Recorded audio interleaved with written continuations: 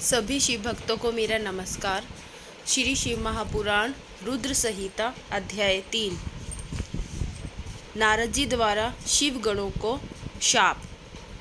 सूत ऋषि बोले, हे महाभाग व्यास शिष्य सूत जी, आपको नमस्कार है जो आपने कृपा कर हमें हमारे लिए इस अद्भुत चरित्र का वर्णन किया है। हे तात, यह सब आप हमसे कहिए।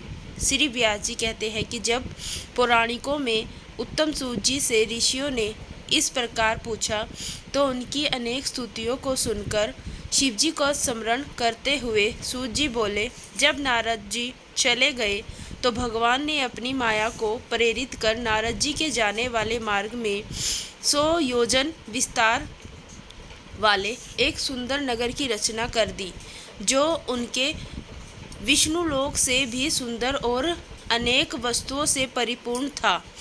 और इसमें ऐश्वर्य संपन्न शील निधि नाम का एक राजा अपनी पुत्री के स्वयंवर का महान उत्सव कर रहा था, और जिसमें चारों ओर के राजा आए हुए थे तथा वे सभी कन्या के वरण में उत्सुक हुए अनेक प्रकार के वेशों से शोभा संपन्न थे। ऐसे नगर को देखकर नारद जी मुग्ध हो गए और उनमें काम का अद्भुत संचार आ गया। कौतकी नारद राजा के द्वार पर जा पहुँचे और राजा शील निधि ने उन्हें श्रेष्ठ रत्नों के सिंहासन पर बिठाकर उनकी पूजा की और श्रीमती नामक अपनी कन्या को बुलाकर नारद जी के चरणों में प्रणाम करवाया। तब उस कन्या को देखते ही नारद जी विस्मित हो राजा से उनका परिचय पूछने लगे और परिचय पाकर काम विह्वल हो उनको पाने की इच्छा कर राजा से बोले, हे राजन, तुम्हारी यह कन्या सब लक्षणों से युक्त है, बड़ी भाग्यशालिनी और धन्य है। इसमें लक्ष्मी के से सभी गुण विद्यमान हैं और देवताओं में श्रेष्ठ, सबका ईश्वर तो किसी से जीता ना जा सके, शिवजी के समान विभु, और जो काम को जीतने वाला होगा निश्चय ही वही इसका पति होगा। ऐसा कहकर नारद जी राजा को आज्ञा देकर शिव माया से मोहित स्वेच्छा पूर्वक वहां से चल दिए और मन में विचारने लगे कि इसको स्वयंवर में किस प्रकार प्राप्त करूं तथा यह सब राजाओं को छोड़ अकेले मेरा ही वरण कैसे करेगी। स्त्रियों को प्राय सुंदरता ही अत्यंत प्रिय होती है, जिसे देखकर स्त्रियां प्रसन्न हो निसंदेह उसके वश में आ जाती है। तब विष्णु जी बड़े सुंदर हैं। नारद जी उनका स्वरूप मांगने के लिए विष्णु लोक चले गए। वहां विष्णु जी को नमस्कार कर काम विह्वल नारद जी ने शील निधि राजा की विशाल नेत्रा कन्या श्रीमती का परिचय देकर स्वयंवर में उनको वरण करने की इच्छा व्यक्त की और कहा कि यदि आप अपना रूप मुझको दे दे तो अवश्य ही वह मुझको प्राप्त हो सकती है। आपके बिना वह मेरे कंठ में जयमाला नहीं डालेगी। हे नाथ, आप मुझे अपना रूप दीजिए, क्योंकि मैं आपका प्रिय सेवक हूँ।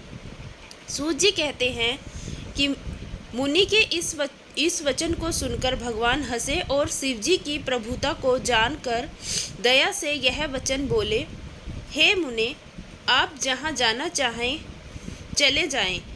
जैसे वेद रोगी का हित करता है, वैद्य रोगी का हित करता है, वैसे ही मैं आपका प्रिय कार्य करूँगा, क्योंकि आप मेरे प्यारे हो। ऐसा कहकर भगवान विष्णु ने मुनि को बंदर का मुख दे दिया और इस पर कृपा करने के लिए अंतर्ध्यान हो गए। मुनि ने समझा कि हरि ने मुझ पर कृपा कर दी है, वह कृतार्थ हो चले, परंतु यतन को नहीं पहचाना। फिर मुनि श्रेष्ठ नारद जी शीघ्र ही वहां गए जहां राजपुत्रों से घिरा हुआ स्वयंवर हो रहा था। फिर जो राजपुत्रों से व्याप्त और दिव्य वह स्वयंवर सभा जो उस समय इंद्र की सभा के समान शोभायमान हो रही थी, उसमें जाकर नारद जी बैठ गए और विचारने लगे कि अब तो विष्णु रूपधारी मुझको राजकन्या निश्चय ही वरण करेगी। उन्होंने अपने मुख को कुरूप नहीं जाना। अन्य सब मनुष्यों ने भी मुनि के पूर्व रूप को ही देखा और अन्य सभी राजपुत्रों ने भी उस भेद को न जाना, परंतु वहाँ दो रुद्रगण जो ब्राह्मण के वेश में नारद जी की रक्षा के लिए आए थे, वे उस भेद को जानते थे। वे दोनों मुनि को मूढ़ समझकर मुनि के पास गए और परस्पर बातें करते हुए नारद जी की हंसी करने लगे। छल युक्त उन्होंने नारद जी का परिहास किया। काम विहीन मुनि ने उनके वाक्य को यथार्थ रूप में नहीं सुना और राजकन्या को प्राप्त करने की इच्छा से उसी को देखते हुए मोहित हो गए। इसी बीच वह राजकन्या बहुत सी स्त्रियों सहित अंतःपुर से पतिवरण की इच्छा से चली, जिसके हाथ में सुवर्ण की माला थी और वह सुंदर वर्त वाली साक्षात लक्ष्मी के समान सभा में आ पहुंची तथा अपने समान वर को ढूंढती हुई घूमने लगी। तब मुनि का और सब रूप तो विष्णु का सा था, किंतु मुख बंदर का सा देखकर वह मुनि पर अत्यंत कुपित हुई और वहां से दृष्टि हटाकर प्रसन्न मन से आगे चली। उसने सारी सभा को देखकर किसी को अपने अनुरूप ना पाकर माला नहीं पहनाई। इसी समय राजा जैसा स्वरूप धारण किए हुए श्री विष्णु वहां आए, जिन्हें राजकन्या के सिवा किसी ने नहीं देखा। भगवान को देखते ही कन्या का मुख कमल प्रसन्न हो उठा और वर चाहने वाली उसने भगवान के गले में माला पहना दी। राजा रूपधारी विष्णु उसको लेकर शीघ्र ही अंतर्ध्यान हो गए और अपने स्थान को चले गए। अन्य राजकुमार राजकन्या के ना पाने से निराश हो गए थे तथा नारद जी काम से और भी विह्वल हो गए।